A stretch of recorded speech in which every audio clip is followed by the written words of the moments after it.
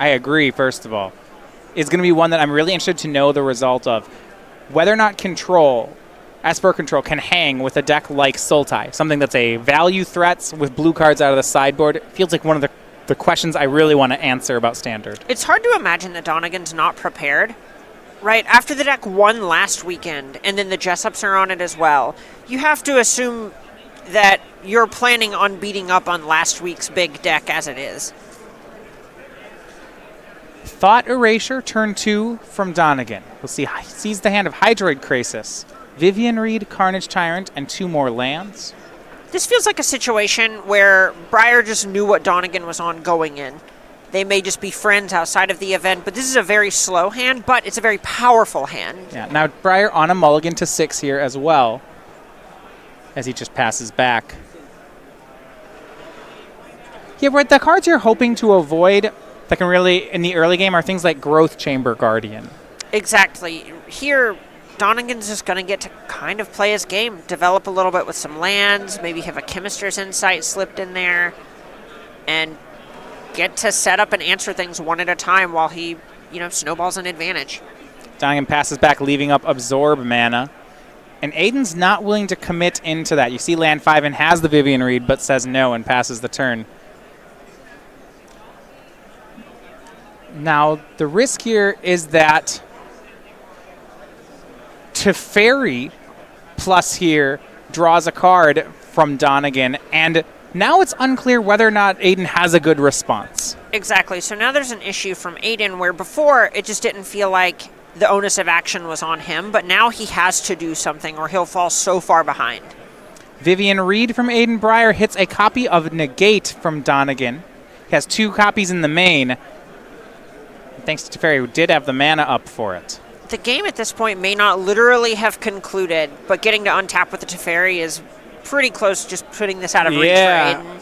Yeah, and Aiden knows it too. His hand was a land and a Carnage Tyrant. That Carnage Tyrant was about to get erased from his thoughts, and that is going to be good enough for him. Donegan on the board. Yeah, that was the point where Brier kind of knew that he was not going to win in terms of card advantage, and Carnage Tyrant was just going to provide a sort of virtual card advantage where it's something where it is one card that cannot be answered by any number of Donegans, presumably at least. And it's also a way that I can just get that Teferi off of the table and actually let Brier start kind of trying to get back into that game.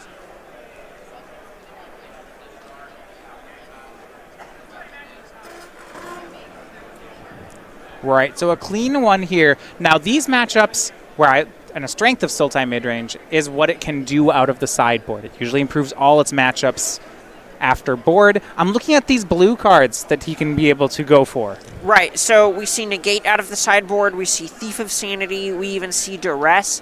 There's almost a transformational sideboard plan where you have to do a whole lot to respect the aggro decks with your main deck, because there's a chance that you draw the right half of your deck and can kind of eventually snowball an advantage against control. But red will just kill you while you're trying to find your anti-aggro cards. So you're incentivized to load up on your aggro hate main deck and then board into your control hate.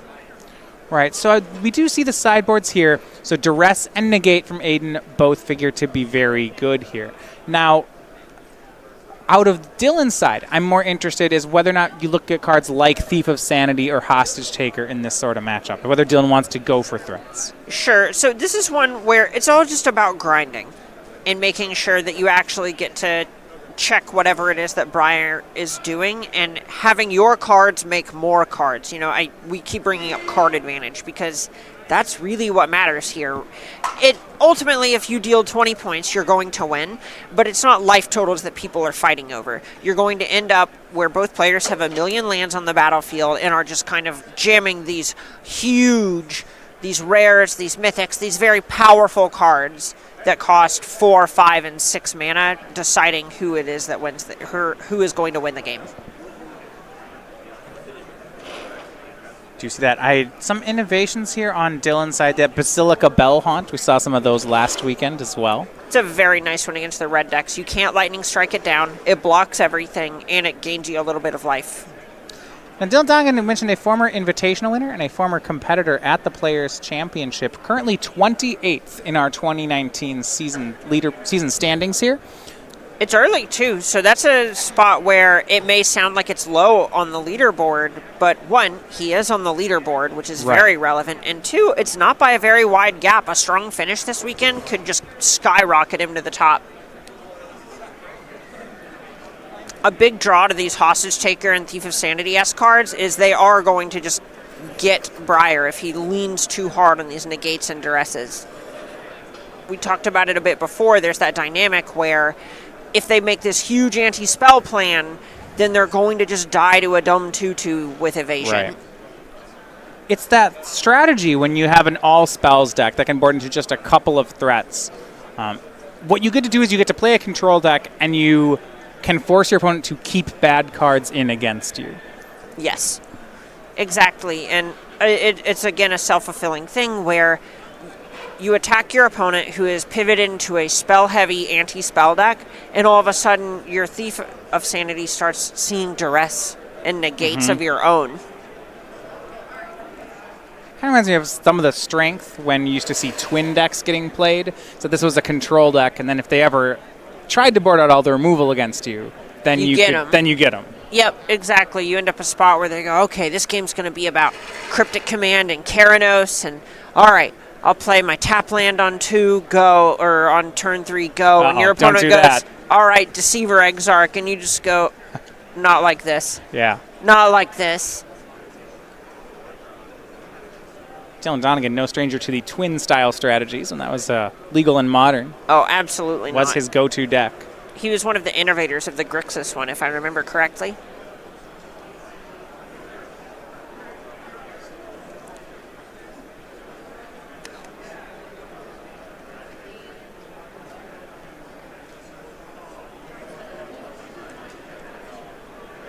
And game number 2 will put Aiden Brier on the play.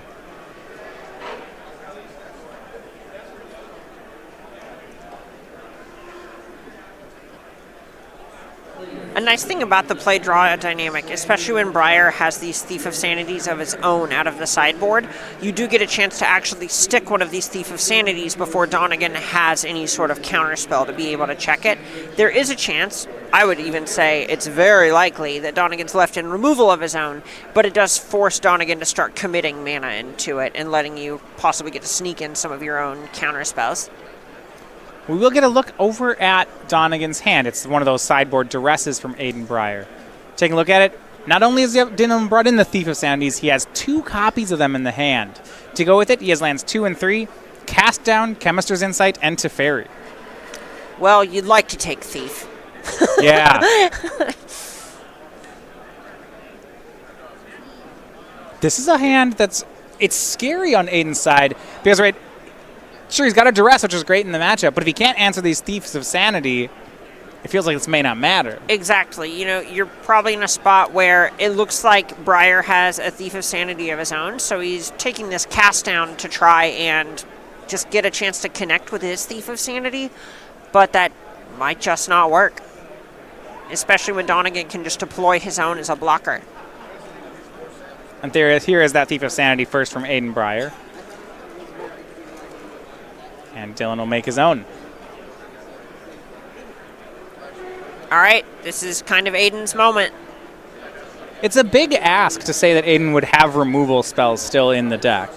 Exactly. So there's a point where Aiden may still have Assassin's Trophy. Is the card that we would be looking for here, as that's something that can also answer a Teferi or one of the other bigger permanents. It can even answer a flipped Ascanta. Right, the worry is that if you Assassin's Trophy here, then you're ramping your opponent into a possible Teferi. Look, it doesn't feel good. Now, Jadelight Ranger, a follow-up from Aiden Brier. He gets his land for the turn. Now he's deciding whether or not he wants that duress that's on top of his deck. This is a spot where it's basically going to come down to whatever Aiden thinks he's going to be doing next turn. If he wants to make sure that he's spending all of his mana every turn, he likely can't afford the duress, but it is such a powerful effect. You're probably just leaning into it rather than binning it. Overgrown Tomb does play. It's Llanowar Elves for Brier. We also see a Carnage Tyrant hiding out in Brier's hand, so the thought may have been if you're trying to stick this Carnage Tyrant next turn and just try to get Donegan as dead as quickly as possible, that's a good way to do it. Now, rather than playing that second Thief of Sanity, Donegan leaves up mana here. We both know about Chemister's Insight. However, in the meantime, it looks like Donegan has picked up Vraska's Contempt as well. Either way, Duress will take a look at the hand. And yeah, those are the 2 4-mana cards. That is a lot of card draw spells. Yeah, we have a Precognitive Perception, the one of in Dylan's deck. That's the card over there right on top of the Teferi. If we look, other than Vraska's Contempt, everything here theoretically draws cards. This is the strength in these decks, is you have all of your threats. The way that they're threatening is that they just make more cards. Right? Rather than actually trying to kill your opponent, you just generate an enormous advantage that your opponent can't break through, and you win when you get around to it. Aiden will take the Teferi.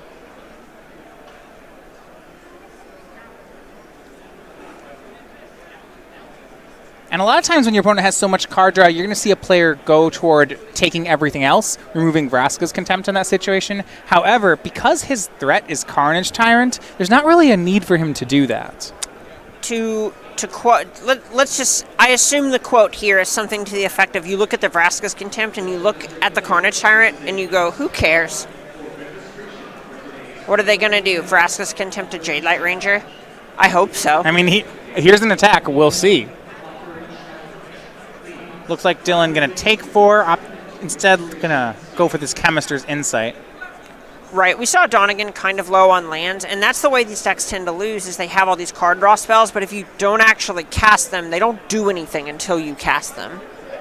And that sounds like most cards, but the issue is they don't have any immediate effect when you cast them. Land 5 and Precognitive Perception from Dylan. So he casts this main phase, which means he gets to scry 3 before he draws 3. We've seen people play Foresight before. How much better is this? The card's pretty good. At the very worst is Jace's Ingenuity, which is a 5-mana draw 3. He puts all 3 cards to the bottom. I'm imagining looking for things like Kaya's Wrath in this situation. He's going to have to be able to clean up. Right, and we saw bottom on that scry, so we do know he is digging for a specific piece. The Sultai mid-range matchup can be a bit scary right now from the Esper side. When your opponent's boarding in so many cards like Negate and has these cards like Hydroid Krasis, it's hard to play around. Exactly. So we see, Jade Light Ranger drew a card. It was just a land, but it was a card. This is ultimately just a battle of resources. So when you see so many things just replacing themselves on both sides, that's how these games end up taking a long time and being such grindy affairs. And I love this. An attack in for 6 puts Dylan Donegan down to 10. That's lethal. It's lethal next turn with the Krasis. Not to mention, Aiden got to cast a big Muldrifter here, right? Even if Kaya's Wrath does come from Dylan's side, that's fine. You would call this a Muldrifter.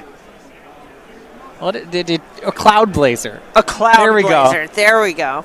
It gained 2, drew 2. Thank you. Your respect is appreciated.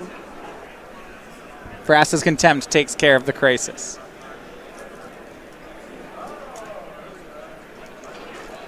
Donegan had to shock for it, so down to 8, back up to 10. Cast down takes care of Jade Light Ranger. And that'll be the turn for Dylan. And all of a sudden, the battlefield looked a little smaller. Still 3 power in play for Aiden. We go back. He has that Carnage Tyrant. The danger is that his board almost has already forced a Wrath. So by committing Carnage Tyrant to it, he is exposing himself to just Kaya's Wrath, closing out the game. That's true, but there's also a point where last turn was a pretty juicy board for a Kaya's Wrath. Right. So if Donegan didn't have it there, what are the odds he has it exactly right now? And that's the math he does. Says, all right, plays Carnage Tyrant, now just forcing Donegan to actually have the sweeper. Exactly, and there's a point where if you just wait, the longer you wait, the more likely it is Donegan has the Wrath. Because if you give Donegan a ton of time, Donegan can just 1-for-1 all of your other creatures with removal spells like Vraska's Contempt and Cast Down, like we saw last turn. And you actually just need to do something else and force Donegan to have some. Yeah, and Donegan picks up the cards. I actually really like the line from Aiden. So if he doesn't make Carnage Tyrant there, then something like Teferi plussing and drawing a card.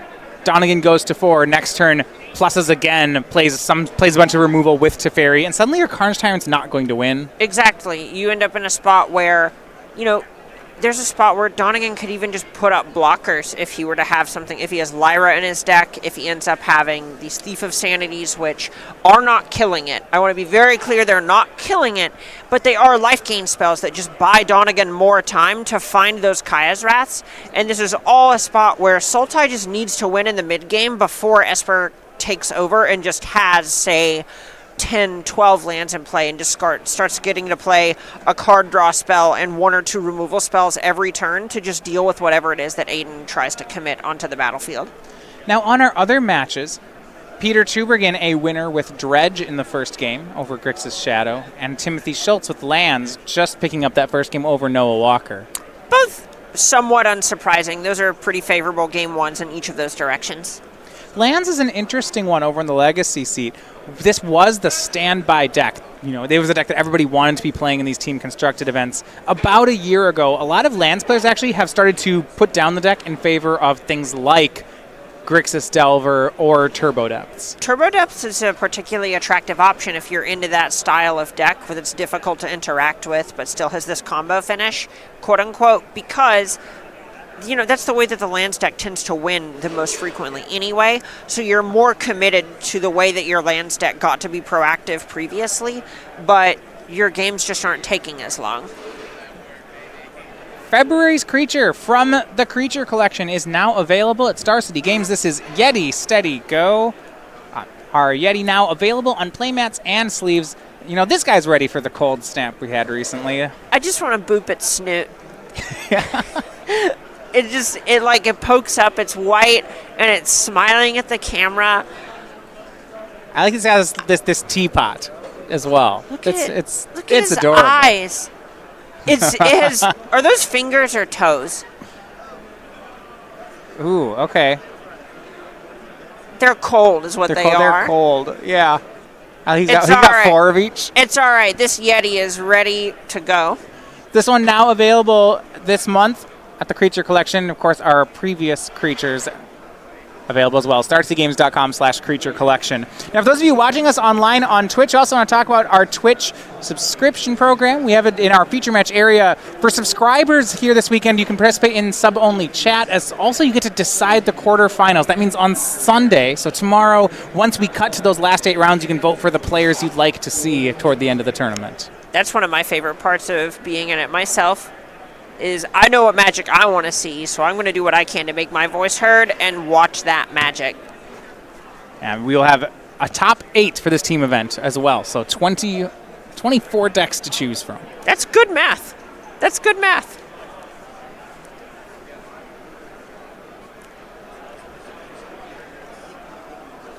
The second game there, Aiden Brier evens things up. It felt like there was a lot of pressure on Dylan's side to have sweepers in this matchup. Now, a lot of times you'll see Cleansing Novas or Settle the Wreckages. I want to look at Dylan's list. These 4 Kaya's Wraths are actually the only sweepers he has in the main or sideboard. So that's something where you kind of needed to check exactly Carnage Tyrant, but otherwise we saw that game where Donegan was pretty comfortable just mopping everything else up with single spot removal spells.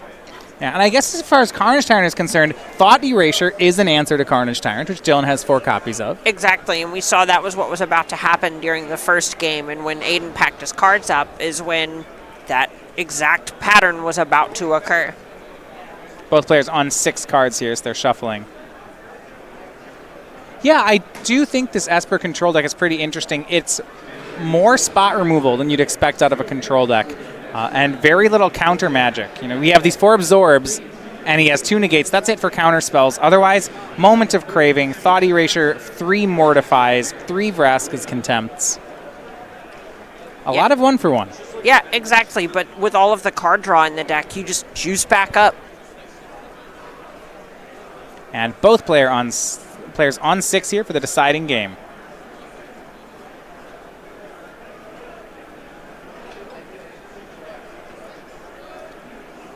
Aiden starts out with Llanowar Elves. One of the things I always feel concern about when I play a deck like Esper on the mulligan is this is a deck that really needs to hit 4 mana on turn 4.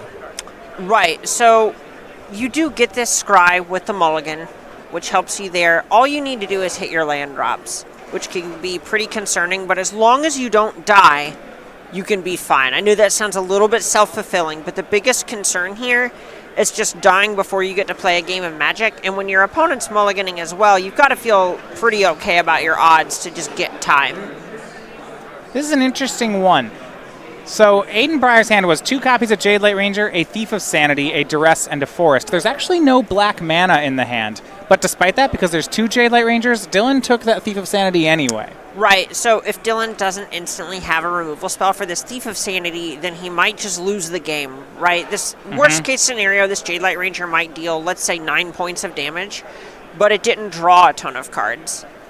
Well, speaking of Thief of Sanity, Dylan has one of his own. This is out of the sideboard, and it's going to be there on turn 3. Also could have been looking to pave the way for this. Yeah, there was no removal that he saw. This can work. Jade Light Ranger attacks in. Now, this is the second time we've seen Esper Control and Standard board into Thief of Sanity. It feels like they're just going to do that every matchup. Yeah, I mean, it's hard not to. It's pretty bad against the aggressive strategies because it's just a 3-mana 2/2 against mono white, against red, which is playing Shock these days. But anything that where the most important thing is how many cards both players have, this card's just kind of a gimme. Aiden attacks in with the Ranger. He doesn't have a removal spell for the Thief of Sanity, but he does have a blocker. 2/2 Hydroid Krasis was the play for the turn. He's hoping that he can untap with this one. If Donegan doesn't have a removal spell, that counts as a removal spell for this Thief of Sanity, effectively. Donovan's going to shock a Godless Shrine into play and then just pass. That's good for Aiden. Yeah. That's one less turn of attacking with Thief of Sanity. We take those. And back to Aiden we go. He has not found black mana just yet. Hand is Vivian Reed, a Duress, a couple other cards. Is that Vivian, black spell, black spell, black spell? No, there has to be another Jade Light Ranger in there. Yeah, there's one Jade Light that we both know about. Right. And Aiden still, to hold back that blocker, attacks with just Jade Light Ranger. It's a pretty easy serve here. You're happy if the trade happens. Yeah. And Dylan does decide to trade away his 2/2. Have you ever seen a Kaya's Wrath telegraphed so hard in your life? Yeah, well, Dylan's going to need the land for it. As here's Jade Light Ranger, he Chemister's Insights. Island doesn't cast Kaya's Wrath. Well, it's a good thing Dylan plays 26 or 27 of those. That's when you want to draw them. Aiden draws 2 off the Jade Light Ranger, and one of them's Woodland Cemetery, and we'll see a Duress. Duress shows Teferi absorb 2 lands. Not only is the Kaya's Wrath not there, but he's going to lose the Teferi. So the thought here, rather than playing to the Kaya's Wrath, was more just trying to clean up the board to pave the way for this Teferi. Yeah. And passes with just a counterspell in Dylan's hand. Dylan will need some help. Top card does not deliver. It's just another Hallowed Fountain. Listen, Absorb is a legal Magic card, and Dylan plans to cast it. Yeah. 5 power on the board for Aiden Brier. He's going to swing in 4/5. Dylan down to 10. It's a 3-turn clock. Now that Absorb will check the Vivian Reed. It will. It checks Vivian Reed, and then even if Brier decided not to cast anything here, Donegan would get to flashback Chemister's Insight, which just digs him closer to action. So this is actually pretty heads up for Brier. Yeah, I was going to ask about that play, right? Because normally you don't run your 5-mana Planeswalkers into a counter spell. Exactly, but if it looks like there's nothing that Donegan can do anyway other than get closer to the cards that put him back in the game, like Kaya's Wrath, trading your Vivian for an Absorb is fine if it means that it stymies Donegan's development for another turn and makes him use his mana in a less efficient way going forward. And some other big news for Aiden, he has another copy of Vivian Reed that he was setting up for. That's going to be the play. And Dylan extends the hand. His hand was 3 lands, and onboard Vivian is difficult enough to deal with. And so that'll be 2-1 Aiden Brier, your winner here with Sultai midrange. Yeah, there's a point where maybe Donegan wasn't literally at 0 life at that point, But if we're being honest, so Donegan had to draw a Kaya's Wrath in order to mop up the battlefield, and then also had to deal with a Vivian Reed. There's just way too many things that Donegan had to deal with there for it to be realistic for him to actually win that game. It's likely better served for Donegan to maybe go consult with his teammates in their games that are closer than that. Yeah, and there isn't that one clean answer that he can draw to, which is one of the difficult things, right? There's no planar cleansing in Standard, something like that. Exactly. So the only way that Donegan could really have won that game from that point is having, say, a Vraska's Contempt on the Vivian, Brier commit whatever the Vivian drew him onto the board, and then Donegan rip a Kaya's Wrath as well.